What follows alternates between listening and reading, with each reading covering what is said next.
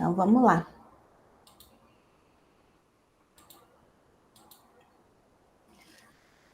Então, vamos lá, continuando nossos estudos, né? Na aula passada a gente tinha visto propriedade dos grupos cíclicos, né? Que aqueles que são gerados por apenas um elemento. Então, na aula de hoje, a gente vai ver propriedades de grupos finitos gerados por dois elementos. Então, o objetivo dessa aula é a gente classificar grupos gerados por dois elementos, mas não são dois elementos quaisquer, tá? Porque essa classificação de grupos gerados por dois elementos, ela é bem genérica. Pode falar. Já está apresentando? Eu não compartilhei minha tela com vocês? Para mim não está aparecendo aqui. Eu já estava falando sozinha aqui. Tá, peraí que eu vou compartilhar minha tela.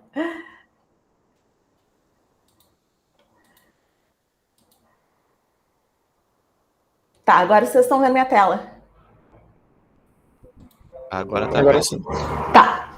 Bom, não, mas vocês não perderam nada, porque eu só falei que a gente ia falar sobre grupos finitos gerados por dois elementos e que aí o objetivo é classificar grupos gerados por dois elementos, mas não dois elementos quaisquer, são dois elementos da forma que satisfaz essa propriedade, né, da forma BA igual a A na SB. Ou seja, não é exatamente uma comutatividade, mas é tipo uma comutatividade, um pouco mais fraco, né, que a comutatividade.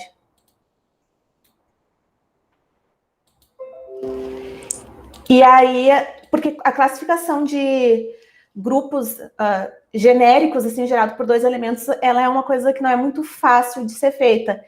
Então, a gente vai trabalhar com grupos gerados por dois elementos, mas que tem essa propriedade adicional, que vocês vão ver que também não é simples, tá? Mas essa propriedade aqui já facilita bastante para trabalhar com esses grupos gerados por dois elementos. E tem bastante grupo que satisfaz essa propriedade aqui. Então, na verdade, a gente vai agora...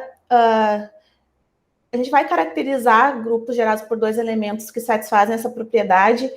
Eu vou demonstrar esse teorema para vocês. Ele é um teorema bem técnico, tá, gente? Ele é um pouquinho pesado, mas, em contrapartida, ele vai nos dar informações para a gente poder determinar quando que dois grupos gerados por dois elementos são isomorfos. Então, apesar dele ser um teorema técnico, ele traz bastante informação para nós. Então, vamos por parte, porque tem bastante coisa para ser mostrada, tá? Então, primeiro é entender o enunciado do teorema. Aqui eu vou tomar um inteiro, S maior ou igual a 1. E aqui eu vou trabalhar com G um grupo finito. Eu vou pegar dois elementos dentro do grupo que satisfazem aquela propriedade que eu falei para vocês. Agora, vamos olhar um pouquinho mais para esta propriedade que está aqui, tá? Que é BA igual a A na SB. Se a gente pegar o B e multiplicar pelo inverso dele pela direita, nesse lado aqui vai ter BAB inverso e no lado direito da igualdade vai sobrar só o A na S. E o BAB inverso, isso aqui a gente já definiu lá em outra aula como sendo o automorfismo interno IB aplicado em A. Então, em outras palavras, dizer que essa igualdade aqui é verdadeira é dizer que o automorfismo interno IB aplicado em A é igual a A na S. São duas coisas completamente equivalentes, tá? Então, por hipótese, eu estou supondo isso aqui. Agora eu vou tomar G cursivo, um outro grupo, e alfa e beta, dois elementos dentro do G cursivo. Aí eu vou tomar N e M, dois inteiros maiores ou iguais a 1, tais que o A elevado na N dá o neutro, esse A, tá, é um elementinho do G. E o B elevado na M está dentro do gerado por A. Então, essas duas condições aqui eu vou chamar de asterisco. Isso aqui são só hipóteses. Mediante essas hipóteses, a gente tem o seguinte. Só deixa eu dar uma olhada, pessoal, ver se chegou mais alguém aqui. Sim, chegou.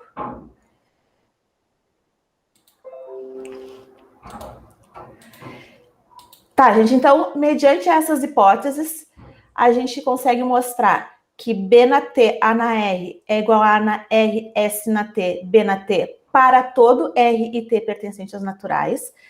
Então, aqui, o S, tá, é aquele elementinho que foi fixado lá no início do enunciado. O T e o R são naturais quaisquer.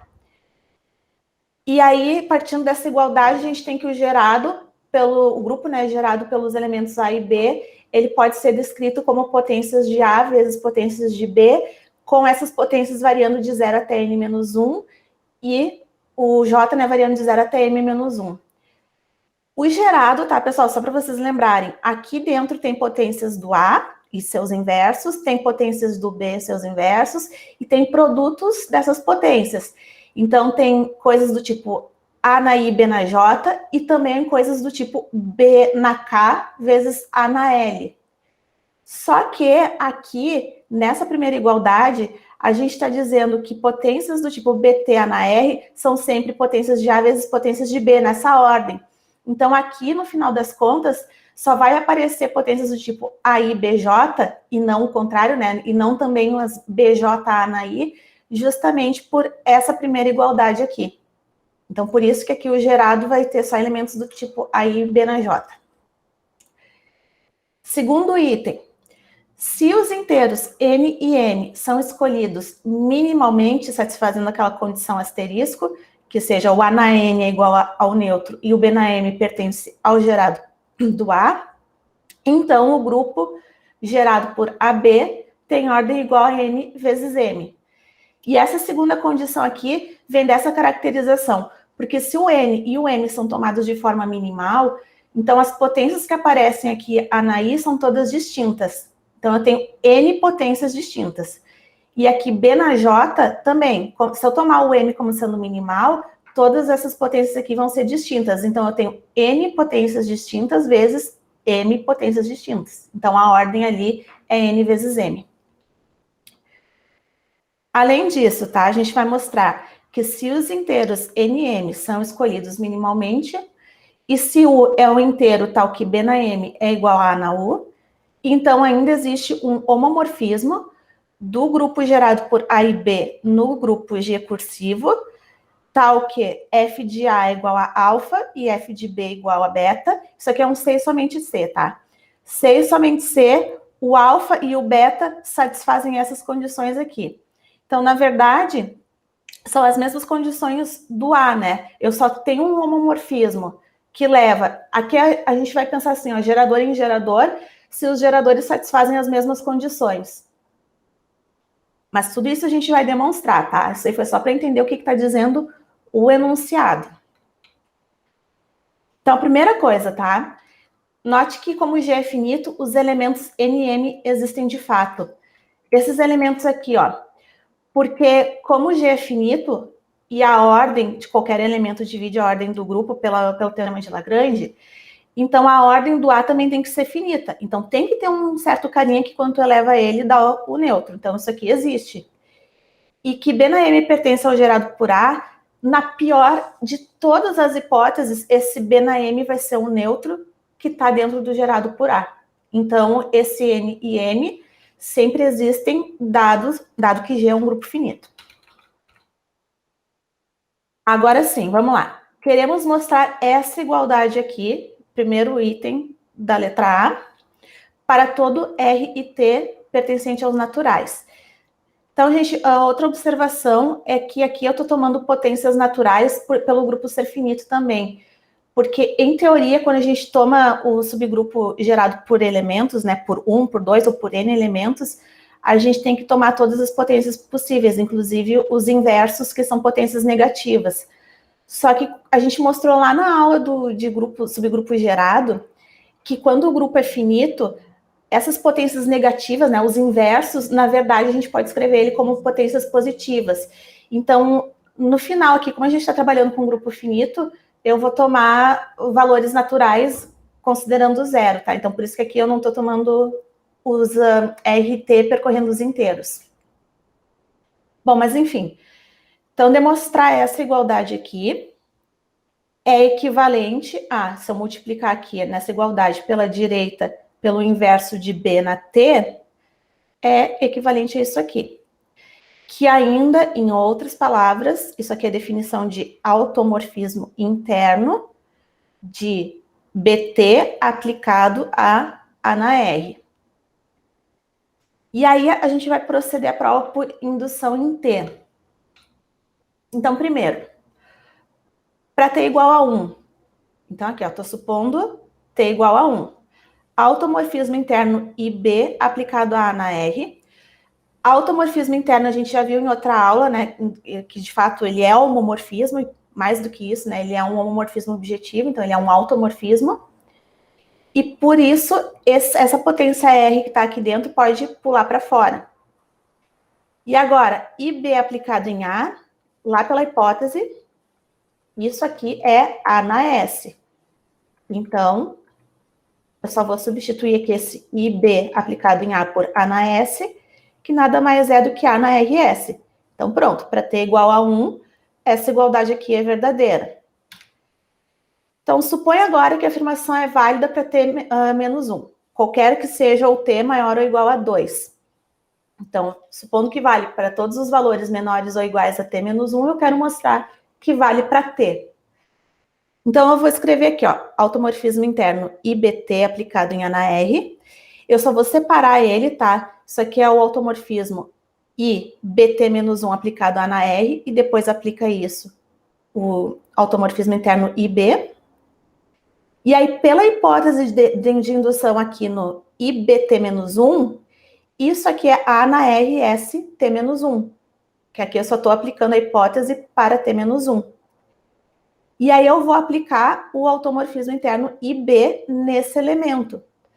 Só que aqui a gente já viu na linha de cima que quando tu pega o automorfismo interno e aplica num elemento, a única coisa que tu está fazendo aqui no final das contas é multiplicar essa potência por S.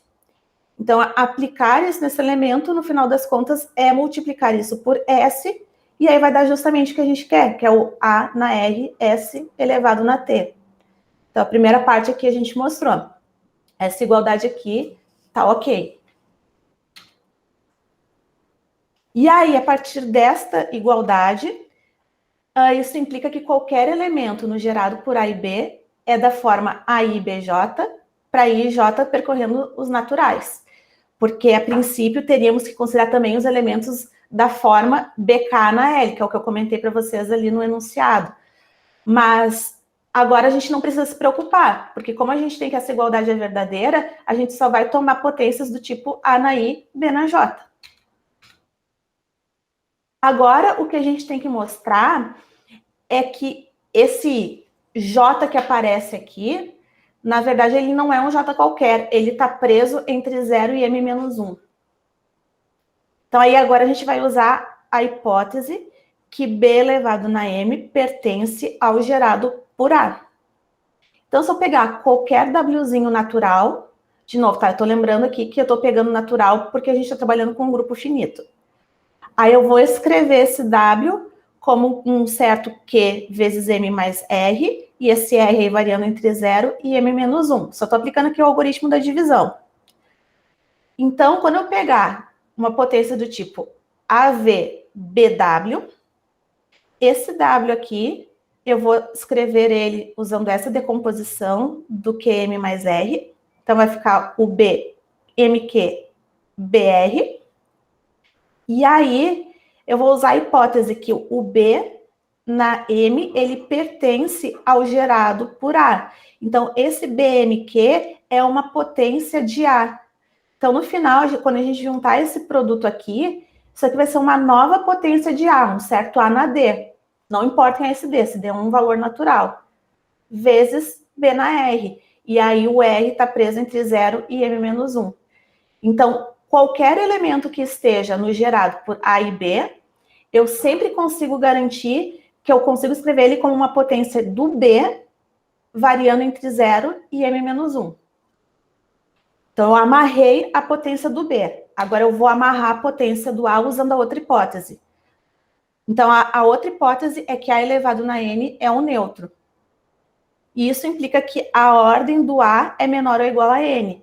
A ordem, tá, pessoal, é o menor elemento que tu eleva e isso dá um neutro. A princípio, eu não estou pedindo minimalidade nesse item ainda, tá? Eu não estou pedindo minimalidade, então eu só sei que a ordem é menor ou igual a N. Então, qualquer potência do tipo A na V sempre pode ser considerada entre 0 e N menos 1. Então, eu também justamente usando aqui essa informação, eu também amarrei a potência do A. Então, eu amarrei a potência do A e do B, que era o que eu queria. Vou mostrar só para vocês no enunciado. Que a potência do A está variando entre 0 e n-1, e a potência do B está variando entre 0 e m-1.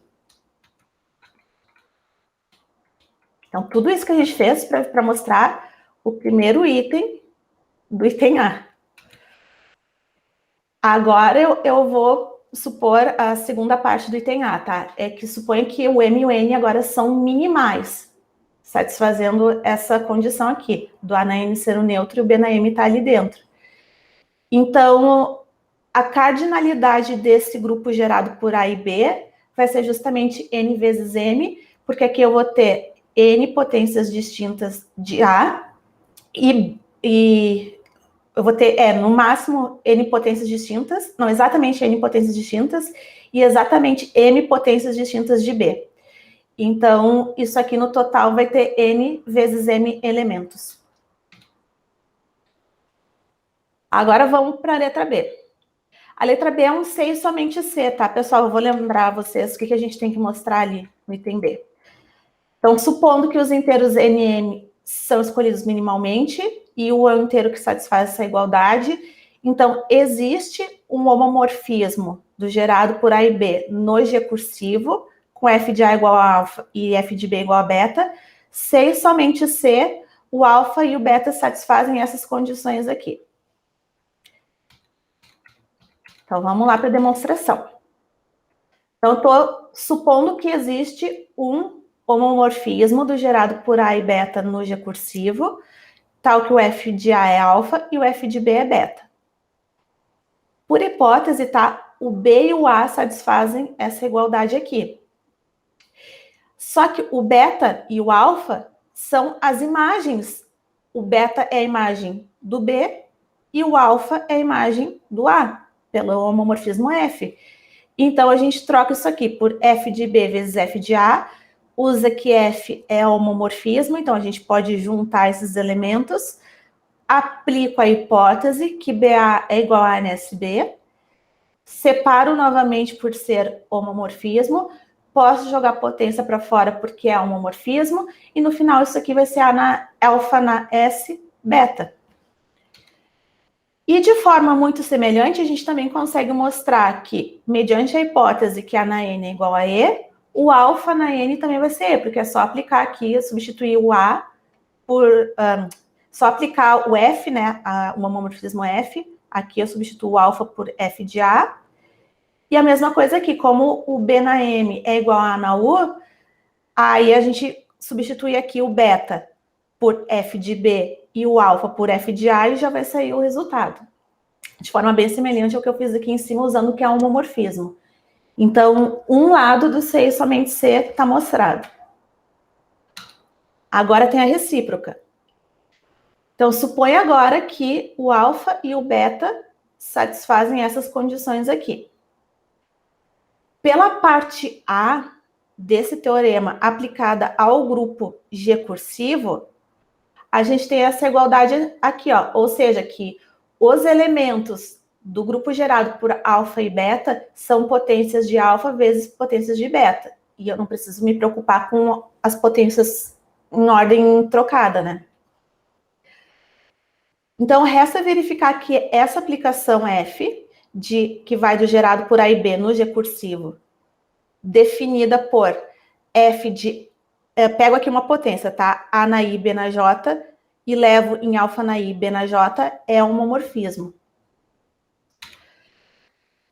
A boa definição, ela decorre das escolhas minimais do N e do M. Porque o que acontece, pessoal?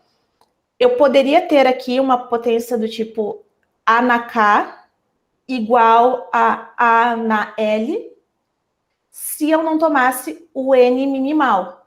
Mas como eu estou tomando o N minimal, todas as potências vão ser distintas. Se acontecesse de eu ter duas potências iguais, um A na N igual a um A na K, por exemplo, eu teria que verificar que dois elementos iguais têm as suas imagens iguais, para estar bem definido. Só que aqui a gente não precisa se preocupar com esse tipo de coisa, porque o N e o M já estão sendo tomados minimais. Então, essa aplicação já está bem definida. E aí, bom, mostrar que é um homomorfismo, daí eu vou deixar como exercício, porque a gente já fez isso várias vezes, pessoal, de mostrar que a aplicação é um homomorfismo. Então, isso aqui fica como exercício para vocês. E aí, com isso, a gente encerra a demonstração do teorema. Então, vejam, né? Bastante coisa. E agora a gente vai usar esse teorema ainda para mais 2 resultados que ainda caracterizam grupos gerados por 2 elementos. Ainda, né, nas mesmas hipóteses. N, M, S e U, inteiros maiores ou iguais a 0.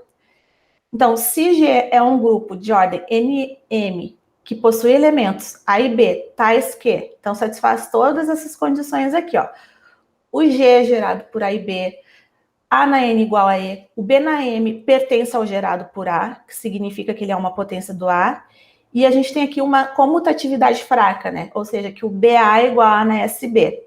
Então, mediante essas hipóteses aqui, então S na M é congruente a 1 módulo N, e U na S, U vezes S menos 1 é congruente a 0 módulo N.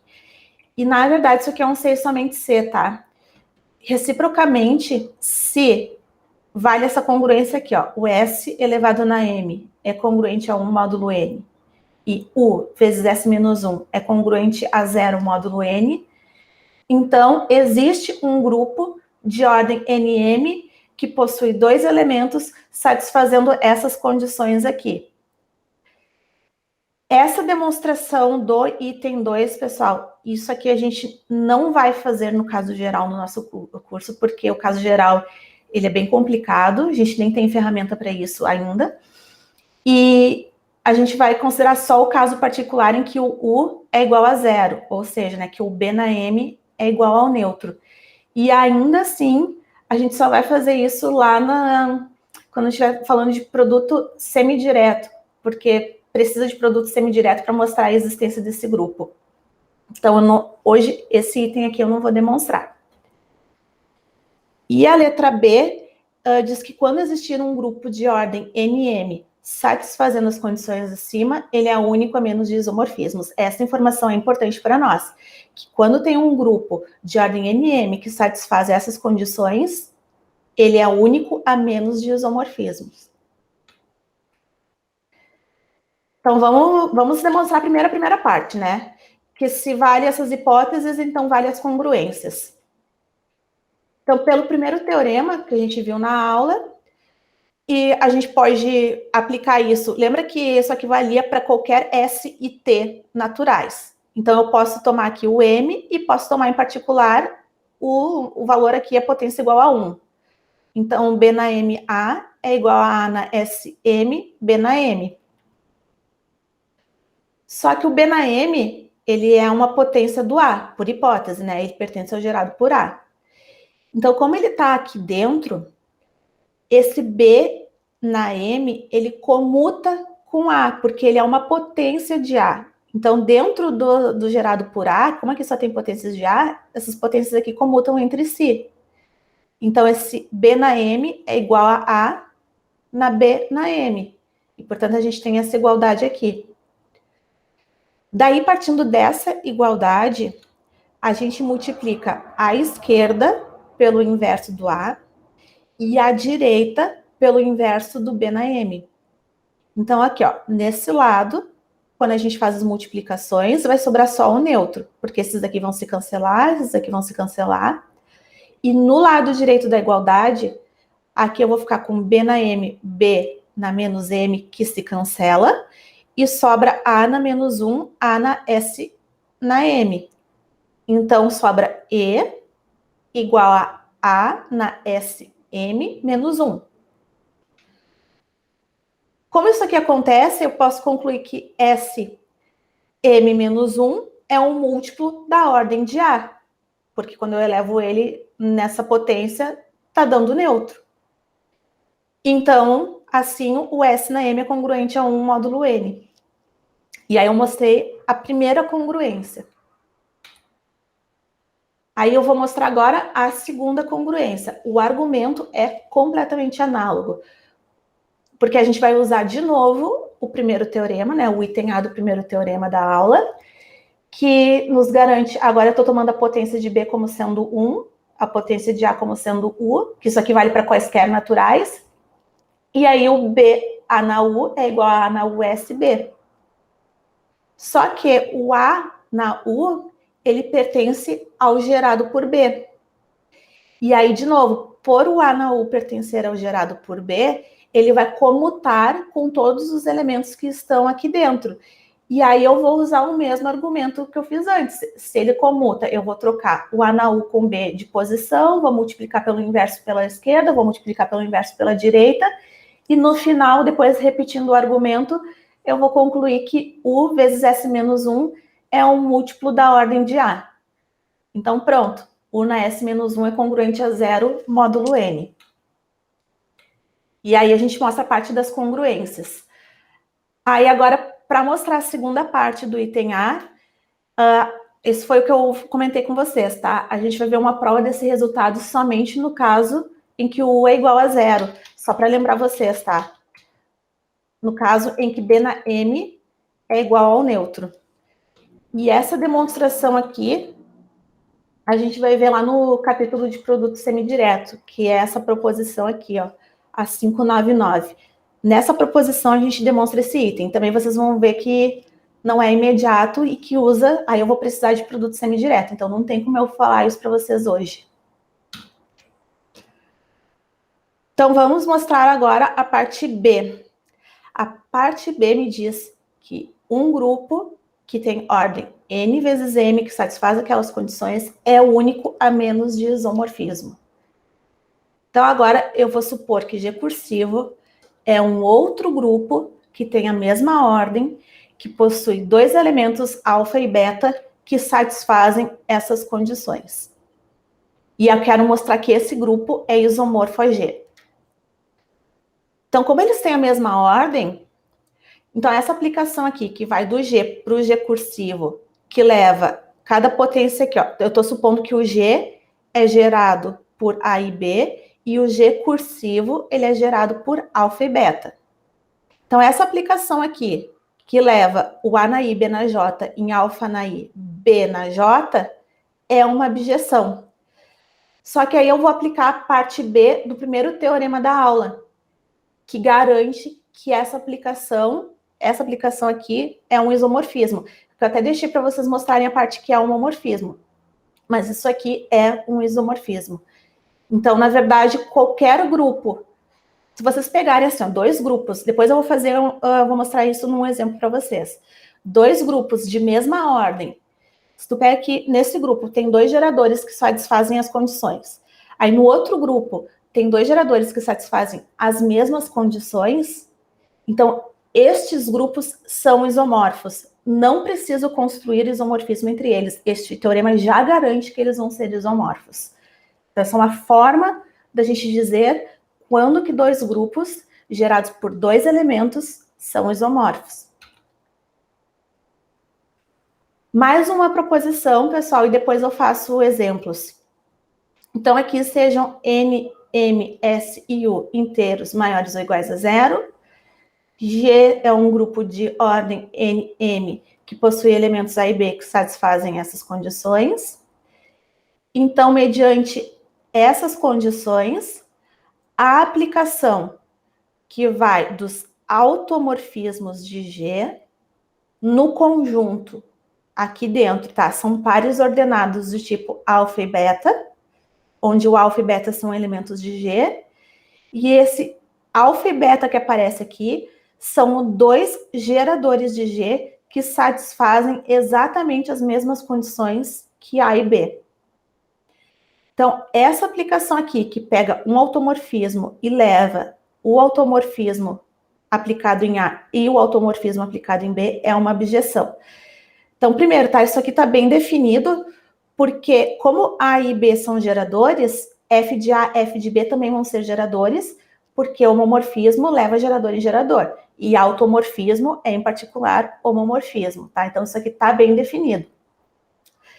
Para mostrar que é abjeção, eu vou deixar isso aqui como exercício para vocês. Mas eu vou dar a dica, tá? a parte da sobrejetividade é só aplicar o primeiro teorema que a gente viu na aula, tá? Que diz que sempre vai ter, qualquer gerador que tu pega do tipo alfa e beta, sempre vai ter um homomorfismo que leva um gerador nesse outro gerador aqui, nesses outros par de geradores, né? Porque aqui eu tô falando em 2 geradores. Então, isso aqui é a parte B do primeiro teorema da aula. E a parte da injetividade também é fácil, porque se tu pegar aqui um F, um automorfismo de G, e um outro Gzinho, que também seja um automorfismo de G. Daí, supõe aqui, tu tem F de A, F de B igual a G de A, G de B. Aí tu quer mostrar que F é igual a G. Só que se F de A é igual a G de A e F de B é igual a G de B, qualquer elemento que esteja dentro do grupo vai ser uma potência de A e B. Então, se tu aplica F num A na I, B na J, no final das contas isso vai ser igual a G, A na I, B na J. E aí, qualquer potência, como qualquer elemento que está aqui são potências de A e B, então todos os elementos que estão em G estão sendo contemplados. Então, eu estou dizendo que F é igual a G para quaisquer elementos que estejam dentro do grupo. Então, elas são identicamente, não são identicamente nulas, né? Elas são iguais. F igual a G. Isso aqui eu estou dando só bem a dica, mas vocês podem escrever, né? Uma dica por cima. Depois vocês podem escrever, porque não é difícil, tá? Então, a demonstração não é difícil e fica como exercício. Vamos ver exemplo, gente. Eu peguei aqui, primeiro, o grupo de Edral D4. Lembra que na primeira aula de grupos, eu defini esse grupo para vocês, que ele é o grupo das simetrias de um quadrado. Eu até descrevi aqui, ó. Ele é um grupo de 8 elementos. Esse grupo, eu fixei aqui, tá? O A é a rotação de 90 e o B é a reflexão em torno da diagonal 2. Então, tá, o grupo ele é gerado por esses 2 elementos. O A na 4 é igual à identidade. O A na 4 é a rotação de 90. Se vocês fazem 4 rotações de 90, isso dá uma rotação de 360, que é a identidade. Quando vocês pegam a reflexão, tá? Aplica uma vez, em torno da diagonal 2, né? Aplica uma vez, depois aplica a segunda vez, isso dá a identidade. Identidade seria A elevado na zero. E essa terceira igualdade, essa aqui eu vou mostrar para vocês, tá? Que BA igual a ao cubo B. Deixa eu fazer essa... Deixa eu pegar aqui. É só fazer a continha, tá? Mas eu vou fazer para isso ficar bem claro. Então, eu quero mostrar aqui que BA é igual a A ao cubo B. E aí, só para a gente lembrar, o A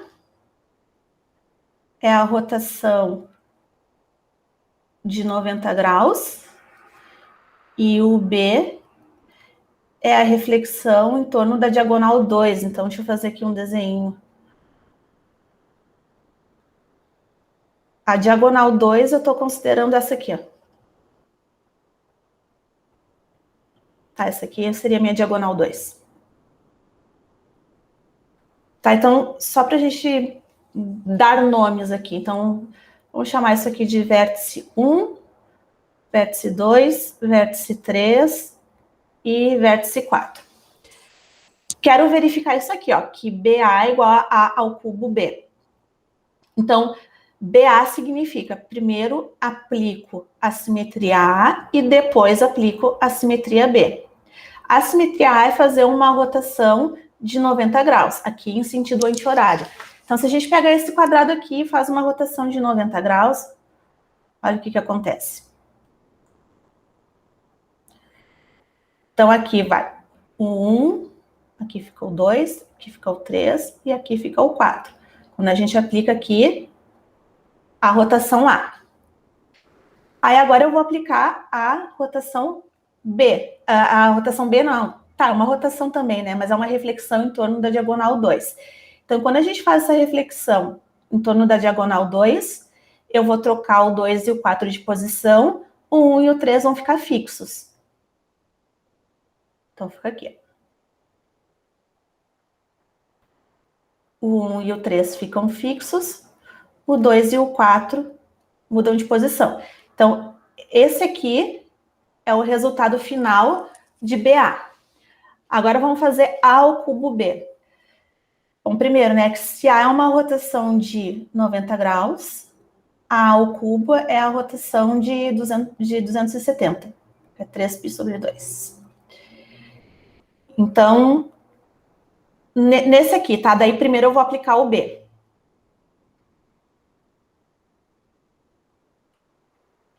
Então, tá. Pega aqui o nosso quadrado original. Primeiro eu vou fazer a reflexão em torno da diagonal 2. Então, eu vou trocar o 1 e o 3 de posição. E eu vou deixar fixo os vértices 2 e 4. Isso aqui eu apliquei só o B. Daí agora eu vou aplicar o A ao cubo, que é fazer uma rotação de 270 no sentido anti-horário.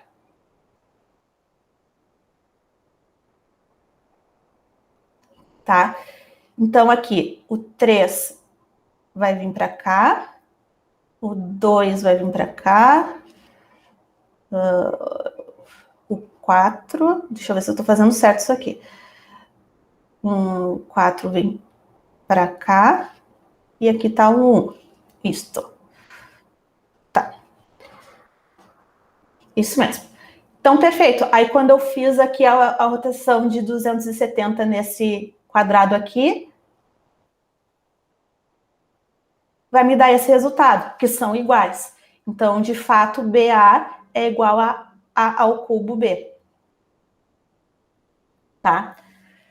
Então, é isso. Vamos voltar lá para os nossos slides.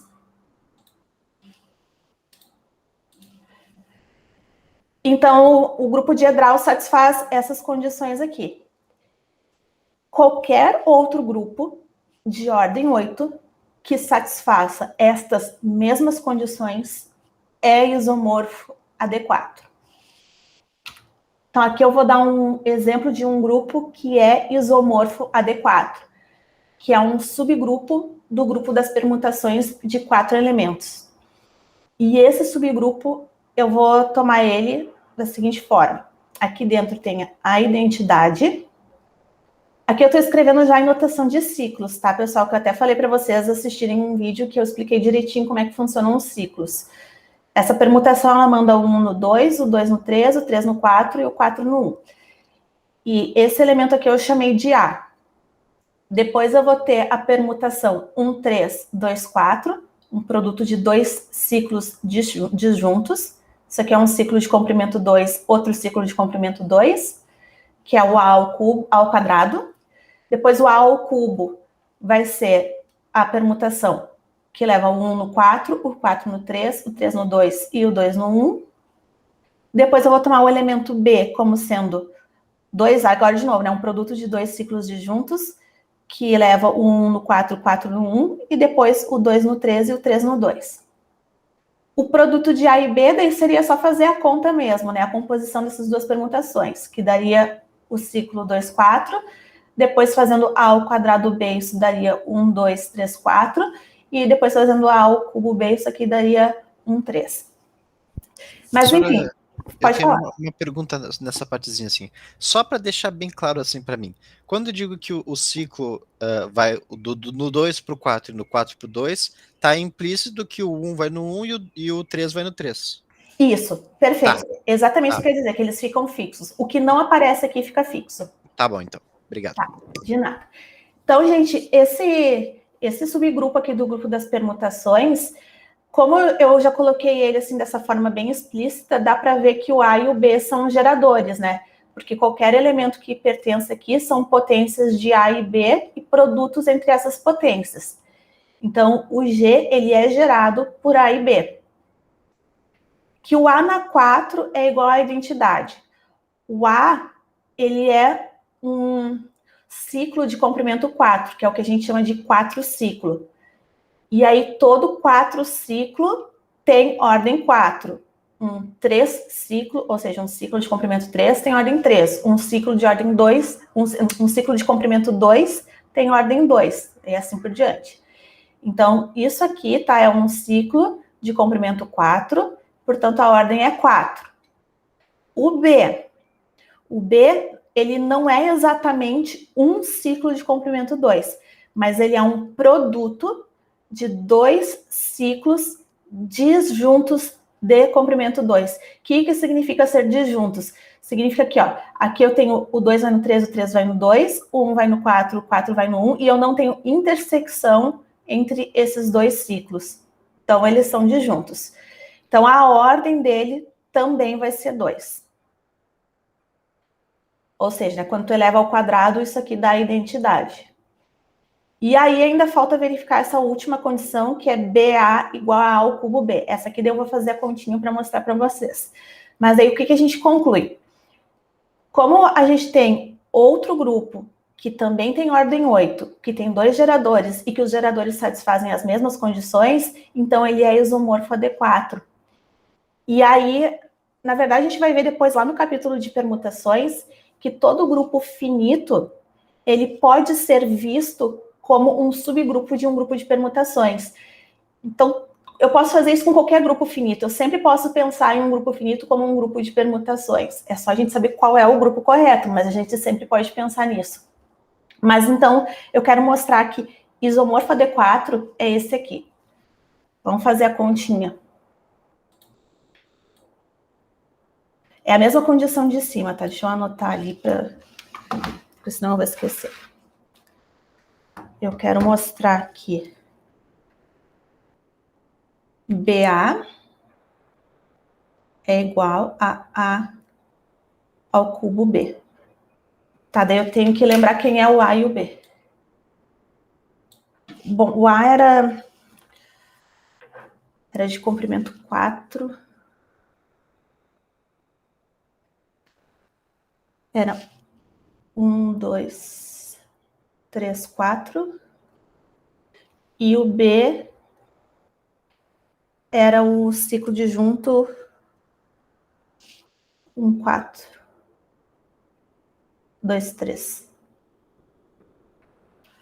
Tá. Quero mostrar, então, que essa condição aqui é verdadeira, tá? Que BA é igual ao cubo B. Então, vamos fazer primeiro a composição BA, que seria o ciclo 1, 4, 2, 3, e aqui o ciclo 1, 2, 3, 4. Tá, pessoal, naquele vídeo que eu fiz para vocês, eu expliquei como é que funciona a composição, tá? Mas eu vou reforçar aqui. A composição é sempre da direita para a esquerda. Então, como é que a gente faz aqui? O 1, ele vai no 2. Daí, agora eu vou para o próximo ciclo, tá? O que está mais à esquerda. O 2, daí vai no 3. O 3, ele não aparece mais aqui. Então, eu concluo que a imagem do 1 é o 3. Tá? Então, o 1 vai no 3. Agora eu vou ver qual é a imagem do 3. O 3 vai no 4. Aí agora eu vou para o meu ciclo da esquerda. Não tem 4 aqui. Vou para o próximo. O 4 vai no 1. Então, o 3 vai no 1. Então, esse ciclo aqui fechou. O 1 vai no 3, 3 vai no 1. Agora, vamos ver o que acontece com o 2. Ó, o 2 vai no 3. Próximo ciclo, o 3 vai no 2 e não aparece mais. Então, o 2 vai no 2, ele fica fixo. Falta ainda ver o 4. O 4 vai no 1. Não tem 1 aqui no lado esquerdo, vou lá para o próximo, o 1 vai no 4. Se o 4 vai no 1 e o 1 vai no 4, o 4 fica fixo. Então, ele não aparece aqui. Então, esse produto BA nada mais é do que o ciclo 1, 3. Agora eu vou fazer pelo outro lado, tá? Eu vou fazer o A ao cubo B. Primeiro, vamos determinar quanto que é o A ao cubo. Peraí.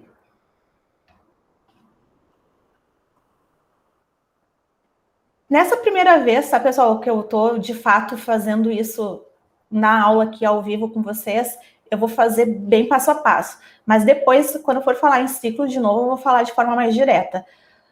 Eu vou escrever aqui para a gente ver bem detalhado o que acontece com o A ao cubo. Então, eu vou escrever ele 3 vezes. Nem precisaria, tá? Mas eu vou escrever para a gente fazer bem passo a passo. Então, o que acontece aqui com o 1? O 1 vai no 2, o 2 vai no 3 e o 3 vai no 4. Ou seja, o 1 vai no 4. Aí agora, se eu pego o 4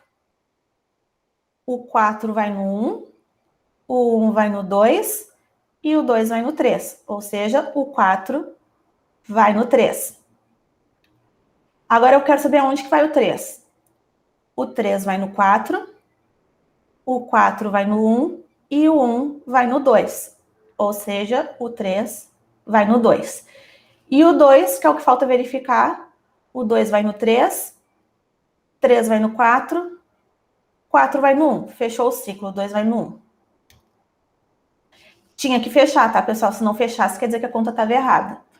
Então, o A ao cubo é o ciclo 1, 4, 3, 2. Agora eu vou fazer A ao cubo B. Então, aqui vai ser 1, 4, 3, 2. E o ciclo B, que é o 1, 4, 2, 3. Ó, agora vamos lá. O 2 vai no 3, o 3 vai no 2. Então, o 2 fica fixo. O 3, tá? O 3 vai no 2, não tem 2 aqui, e o 2 vai no 1. Ou seja, o 3 vai no 1. E o 1, tá, não tem 1 aqui da direita, aqui eu vejo que o 1 vai no 4 e o 4 vai no 3. Então, o 1 vai no 3.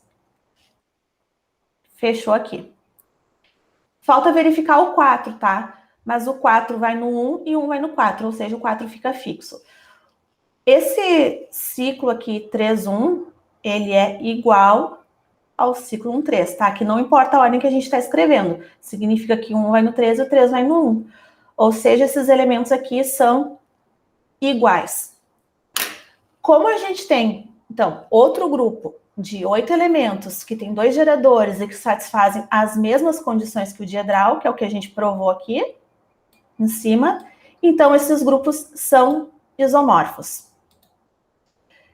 Quer dizer que, do ponto de vista algébrico, quando a gente estiver falando em D4, vocês tiverem aí algum exercício que apareceu o D4, vocês já podem considerar o D4 como sendo esse grupo das permutações, porque trabalhar com permutações é muito mais fácil do que trabalhar com... Eu acho, né, muito mais fácil trabalhar do que trabalhar com essas simetrias, né, olhando de forma, uma interpretação geométrica. Aqui, tu olha tudo em termos de permutações e grupo de permutações, tu sabe como é que compõe, tu sabe como é que calcula o inverso, tu sabe a ordem dos elementos, então é muito mais fácil trabalhar com um grupo de permutações. Então, do ponto de vista algébrico, dar esse olhar aqui para o D4 torna as contas mais fáceis. Tá, gente? Então, era isso aí. Foi bastante coisa hoje. A gente deu uma aula, assim, pesadinha, né? Porque foi bastante técnica, mas a gente também deu um avanço em termos de teoria, porque agora a gente, quando a gente está falando ali em homomorfismo, agora a gente sabe, se a gente quer mostrar que 2 grupos são isomorfos, a gente pode construir um homomorfismo, né, entre um grupo e outro e mostrar que ele é objetivo. A gente pode aplicar o teorema dos isomorfismos, que a gente viu lá em outra aula, e a gente pode também usar agora essa caracterização para grupos gerados por 2 elementos. Se tu tem ali 2 grupos de mesma ordem, com 2 geradores que satisfazem as mesmas condições, então pronto, eles são isomorfos e a gente não precisa nem fazer conta para isso. Tá, gente? Vocês têm alguma pergunta da aula? Eu sei que já tem perguntas de exercícios, mas da aula ficou alguma dúvida? Tá, então eu vou fazer o seguinte, eu vou encerrar a aula, encerrar a gravação, e a gente fica daí para discutir outras dúvidas de vocês, tá?